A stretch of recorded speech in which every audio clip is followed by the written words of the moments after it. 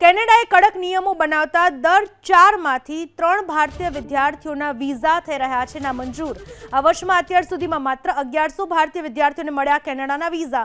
2023માં 20,900 વિદ્યાર્થીઓની visa application સામે આ વર્ષે માત્ર 4,515 વિદ્યાર્થીઓને જ એપ્લિકેશન કર્યું હોવા છતાંય એપ્લિકેશન રિજેક્શનનો રેશિયો વધ્યો।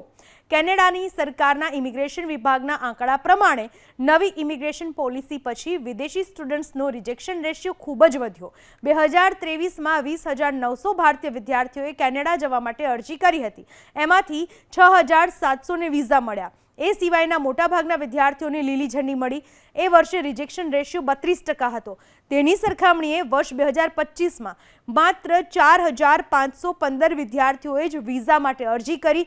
તેમ છતાં 74% ઊંચું રિજેક્શન રેશિયો।